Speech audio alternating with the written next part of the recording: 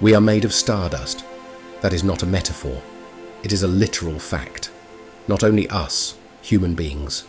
Every living creature, every object we perceive through our senses was once forged in the heart of a star that died billions of years ago, scattering across the universe the elements created within its blazing core. The clouds and the mountains, the cup from which you drink your morning coffee, the train that carries you to work, the cat or dog waiting to greet you when you return home. And yes, even the eyes with which your children look at you. Everything that exists, everything shares the same origin. Everything is part of the same story. Science has demonstrated this over the past century. And yet, long before science, the people who lived thousands of years ago already seemed to sense that they belonged to something far greater than themselves. Beneath the vast night sky, generation after generation, culture after culture, they searched for answers to the great mysteries, to the deepest questions that shaped their existence and continue to shape ours.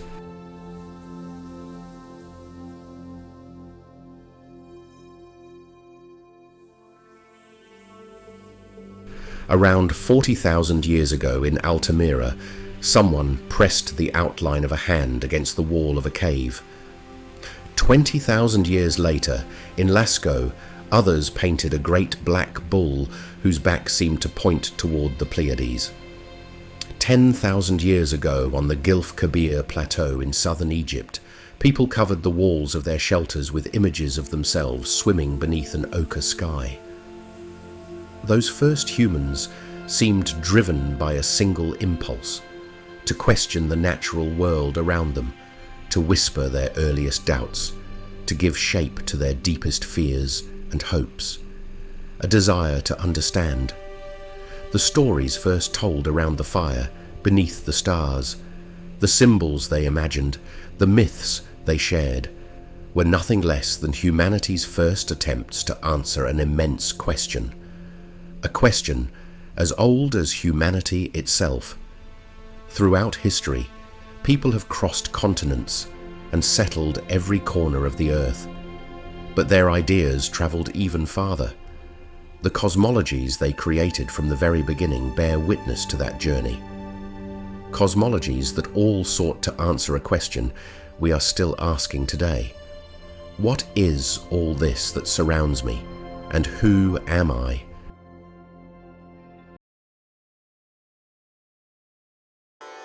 More than 3,000 years ago, among the peoples who lived along the plains of the Indus and the Ganges, an extraordinary, almost radical question began to emerge.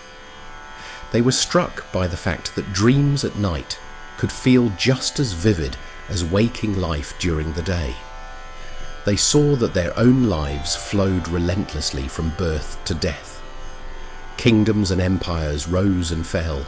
Even the stars themselves were in constant motion across the sky.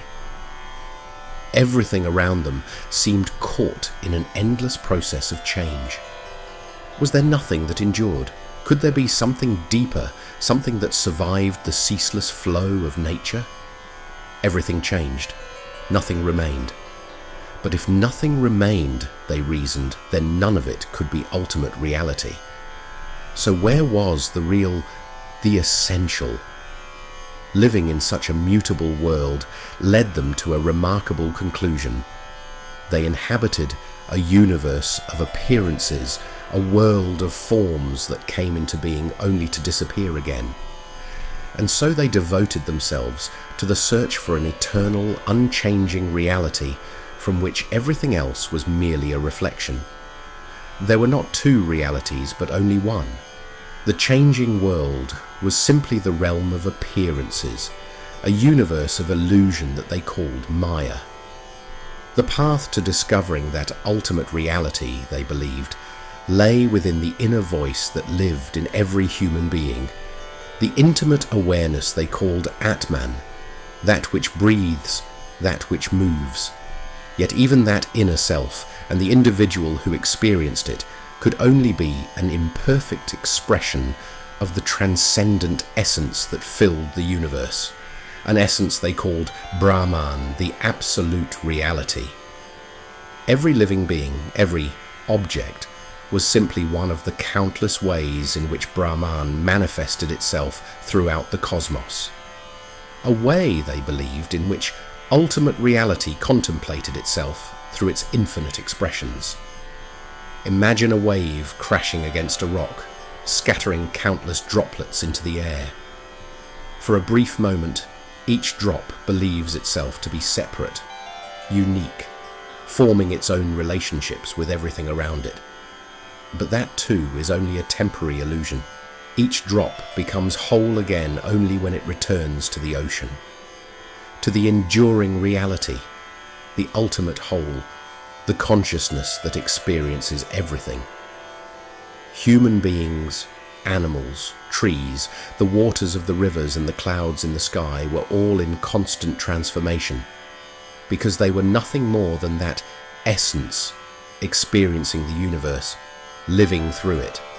From this perspective, the endless cycle of reincarnation into new forms was not a destiny to embrace, but one to transcend.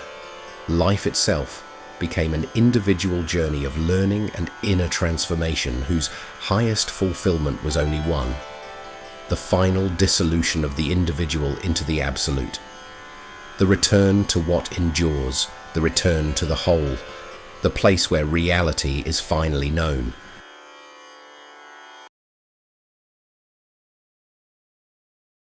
If the peoples who lived between the Indus and the Ganges had concluded that the external world was fleeting, illusory, and that ultimate reality could only be found by looking inward, then beneath the same sky, a few thousand kilometers to the west, in another fertile land between two rivers, the Tigris and the Euphrates, other peoples asked the very same question, but looked in the opposite direction. For the Babylonians, and for the other civilizations of Mesopotamia, the universe had been born from the clash of primordial forces, a struggle that would never end. If India imagined the universe as the expression of a single underlying reality, Mesopotamia saw conflict as the very essence of existence. For the Hindus, Brahman was not a character, nor a god, nor even a distinct being. It was something far greater, the enduring essence, the ultimate ground of reality. For the Babylonians, however, those primordial forces were anything but abstract concepts. They gave them faces, names, and stories. Foremost among them was Tiamat, the mother of life, the goddess of the salt sea, an immense sea dragon who joined with Abzu, the god of fresh waters. Together they brought forth the cosmic ocean, from which all the other gods would emerge. Creation itself was born from opposites, the feminine and the masculine, salt water and fresh water, calm and storm. The endless struggle between these essential dualities gave rise to the chaos that governed the universe. Yet when the Mesopotamians looked up at the night sky, they did not imagine it as the home of their gods. They saw it instead as the place from which the gods spoke. The heavens were the tablet upon which divine intentions for the future were written. That is why Babylon produced the greatest astronomers of the ancient world. With infinite patience, they recorded every change they observed: the movement of the stars, eclipses, the paths of the planets, comets, shooting stars. What were the gods trying to tell them through each of these signs? That was the question. While in India, the sky called people toward union with the Absolute, in Babylon, the sky itself was the message, the tablet upon which the gods inscribed their omens. For the Babylonians, gazing at the night sky was not a philosophical or contemplative exercise. It was a matter of survival. Would drought come, or abundant harvests? War, or prosperity? For the peoples of Mesopotamia, existence itself was a struggle. The goal was simply to survive it, nor did their cosmology promise paradise after death. The dead became shadows, wandering through the underworld, feeding on dust. India sought to understand reality. Babylon sought to decipher it in order to survive. The ideas born in India would profoundly shape the civilizations of the East.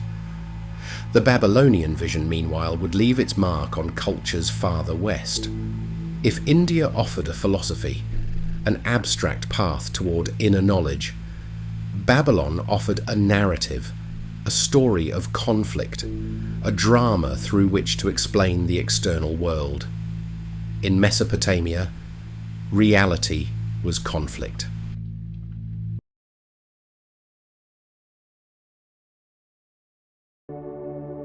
If, along the banks of the Ganges, life became the search for what endures, and if, between the Tigris and the Euphrates, the central challenge was to contain chaos, then for the Egyptians, who lived beneath the same sky, reality itself was order, and humanity's duty was to preserve it. The Nile lay at the heart of that vision. It was the rhythm that gave meaning to the world around them. Every year the river flooded, bringing life. Every year it receded, completing the cycle. Everything remained in balance. To understand the Egyptian view of the universe, one figure stands above all others, though she is rarely among its best-known deities. Ma'at, guardian of balance and harmony, the goddess of the ostrich feather, a distant precursor of the Greek idea of arete, and later of the concept of virtue that would become so central to the Judeo-Christian tradition. It was Ma'at, through the weighing of her feather against the heart of every deceased Egyptian, who determined whether the soul would enter eternal life or be devoured by Amit. Even the great sun god Ra, during his endless journey across the heavens, relied upon Ma'at each night as he passed through the underworld to overcome Apophis, the great serpent. It was one of the defining metaphors of Egyptian civilization. Every dawn, when Ra rose once more above the horizon, it proclaimed that order had defeated chaos once again. As the embodiment of cosmic order, Ma'at imposed not merely a law but a duty to live in balance, to uphold justice, to seek truth. These were far more than virtues of good citizenship. They were ways of cooperating with the cosmos itself, preventing the return of the primordial chaos from which the world had emerged. Even the pharaoh was seen as the earthly guardian of Ma'at. His responsibility was to preserve balance, because only through balance could the world remain whole and endure. Thus, while the Hindus sought union with the Absolute, even withdrawing from the distractions of ordinary life, and while the Babylonians struggled against the world in order to survive, the Egyptians believed their calling was different. They were meant to collaborate with the universe, to help preserve its balance. Those who failed in that duty would ultimately be judged by Ma'at and her feather, condemned to fall into the jaws of Amit and the power of Apophis, timeless symbols of what awaited whenever order gave way to chaos. For the Egyptians, the universe did not need to be understood, nor did it need to be conquered. Above all, it needed to continue functioning. And for that to happen, they believed the participation of every human being was essential.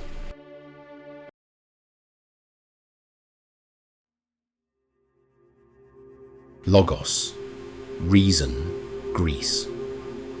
Suddenly, on a small peninsula that did not even think of itself as a single nation, but as a collection of independent and often rival city-states, a completely new way of looking at the universe began to emerge.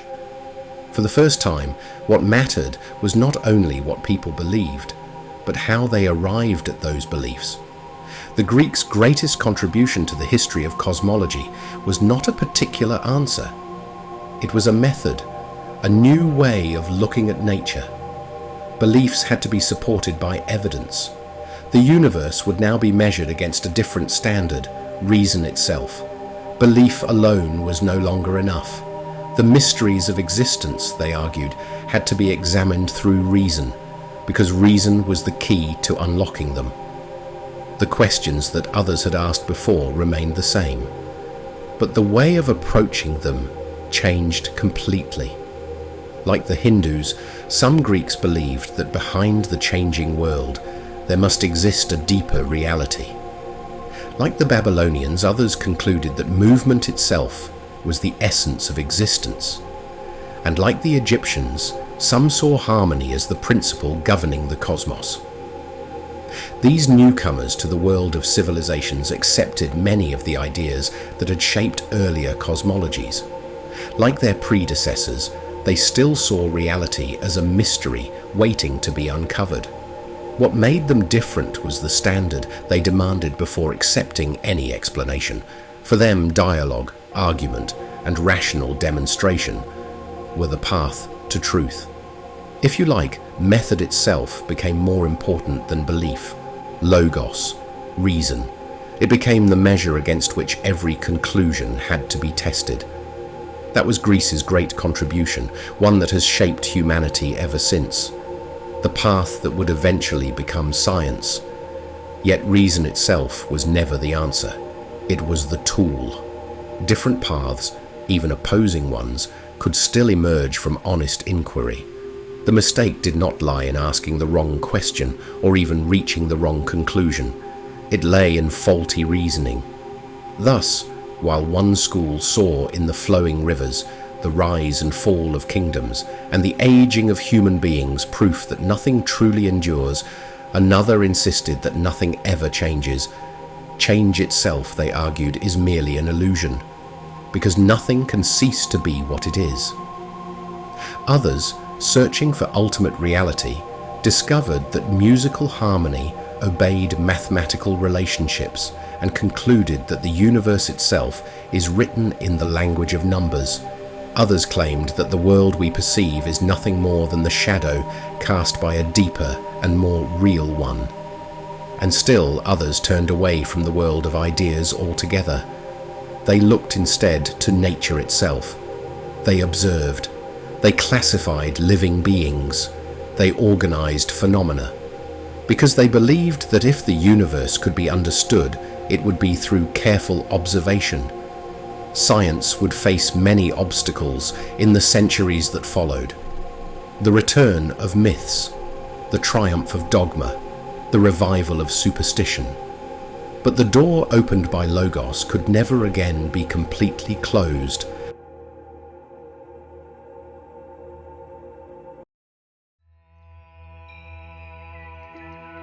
The Hindus, the Mesopotamians, the Egyptians, the Greeks, each had accepted the burden of seeking the ultimate truth about reality for themselves. Some searched within.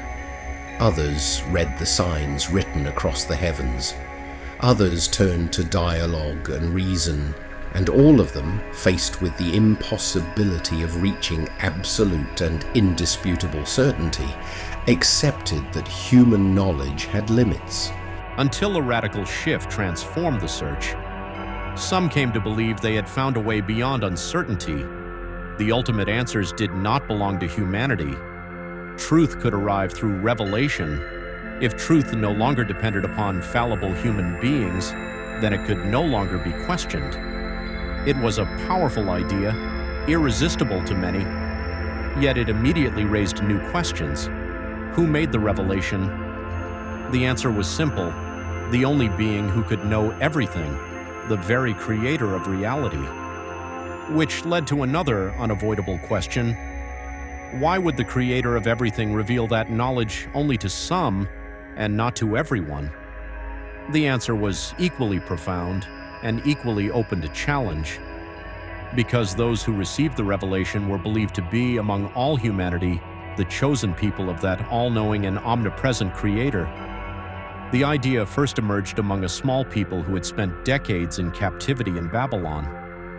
There they absorbed many of the beliefs of those who ruled over them, and from that experience began to shape a cosmology of their own. The formula of revelation proved remarkably successful. Over the centuries, through adaptation and transformation, it spread across much of the world. If India had asked, "What is ultimately real?"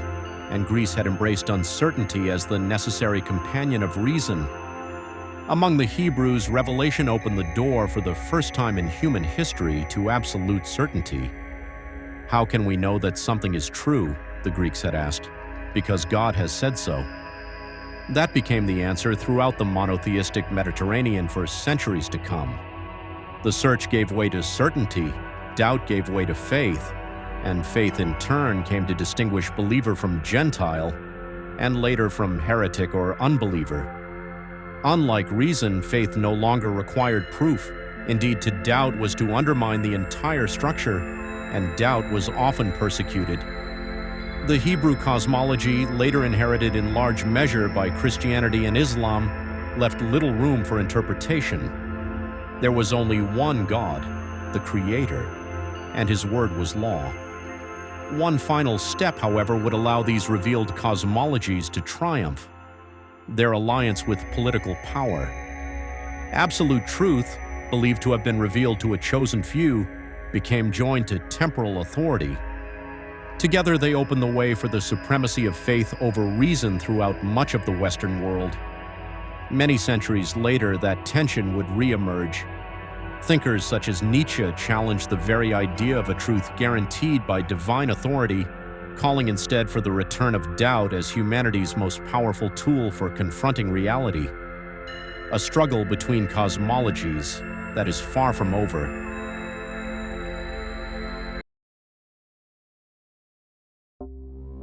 If in India the search was for union with the absolute, if in Greece it was the search for reality through reason, and if around the Mediterranean the idea of revealed truth began to spread, then in the Americas another vision of the cosmos emerged.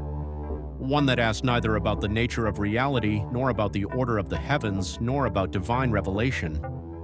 Instead, it asked a different question: what is the place of human beings within the living fabric of the universe? A universe sustained by an endless exchange. A vision of nature as a single whole, whose defining principle was reciprocity. No one could take without giving, nor give without receiving. Everything formed a part of an intricate web of exchange.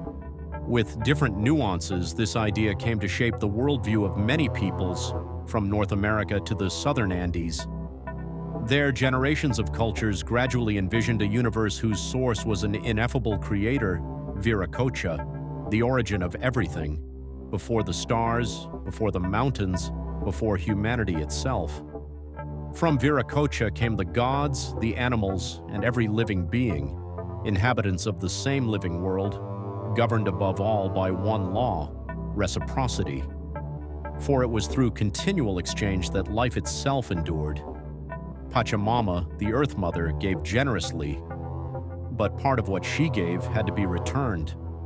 The mountains offered protection. The communities that lived beneath them honored them in return. In the Andean worldview, those who have given cannot simply be forgotten. That is why the dead, preserved as mummies, continued to take part in celebrations alongside the families they had once cared for and nourished. Because for the Andean peoples, the great question was neither philosophical nor theological. What truly mattered was preserving the bond that held the entire natural world together. And the answer was simple: to share. Looking back today, it is difficult not to notice echoes of ideas that emerged in other times and in other places, sometimes separated by entire oceans. Peoples who never encountered one another nevertheless seem to arrive again and again at remarkably similar intuitions. The suspicion that behind the diversity of the world there might exist an original unity. The idea that human beings, animals, mountains, and stars all belong to the same reality, or the conviction that nothing exists completely apart from everything else. Perhaps these are only coincidences. Yet beneath different skies, human beings returned time and again to remarkably similar questions.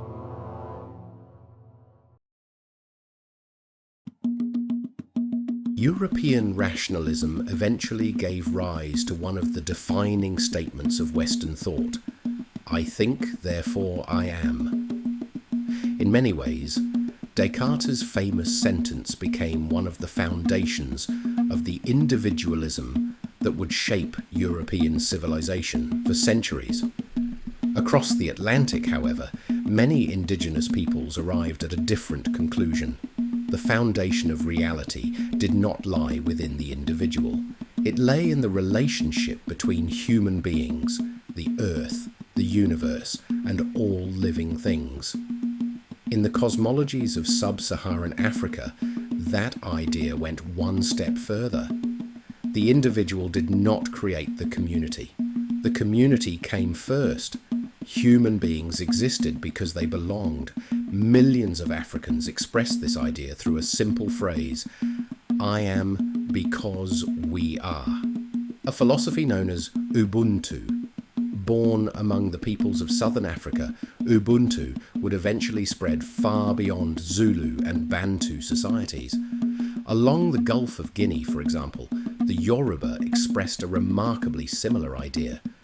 I exist because I belong. I belong to a family, to a clan, to a people. I belong to a chain of ancestors whose inheritance I receive and whose legacy I must one day pass on. I belong even to the land itself. In Africa, then, reality was community. The question was no longer, who am I? But to whom do I belong? Like human beings themselves, the gods of sub-Saharan Africa were woven into the same web of relationships. Among the Yoruba, for example, the universe had been created by Olodumare. Yet the supreme creator did not stand apart from creation. Between Olodumare and humanity stood an entire family of lesser deities, the Orishas. Intermediaries between human beings and the spiritual forces that animated the natural world. The sea, the mountains, the rivers, the storms, the roads, even fertility itself, all were expressions of that invisible spiritual reality. The universe spoke through them, but belonging extended beyond life itself.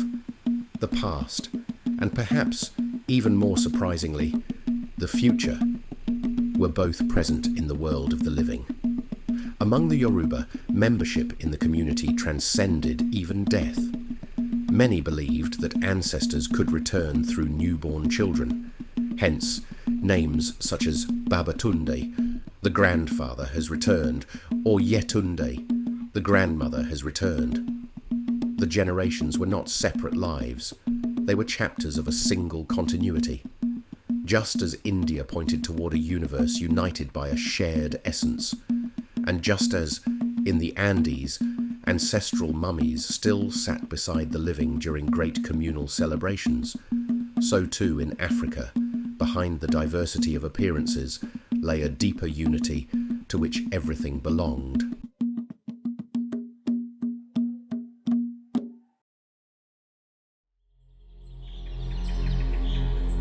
Ultimate reality remains.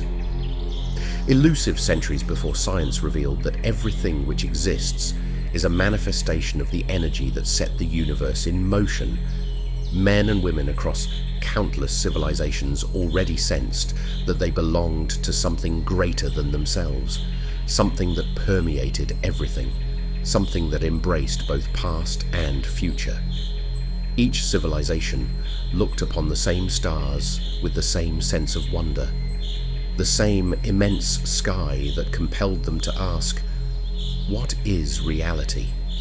How did it come into being? What is my place within it? Can we ever truly understand it?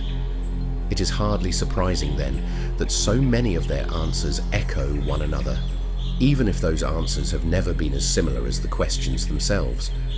Some sought what endures, others saw reality reflected in the chaos or the order of nature. Some found meaning in reciprocity, others in community. Some believed that truth could only arrive through revelation. Others placed their faith in reason as the master key capable of leading humanity out of the labyrinth of existence. Thousands of years after our ancestors first painted the walls of caves, we understand far better how the universe came into being. how stars and planets were born, how the processes that made our own existence possible unfolded. Yet the deepest questions remain as elusive as ever, because the history of humanity's cosmologies is, above all, the history of a search carried out, one uncertain step at a time.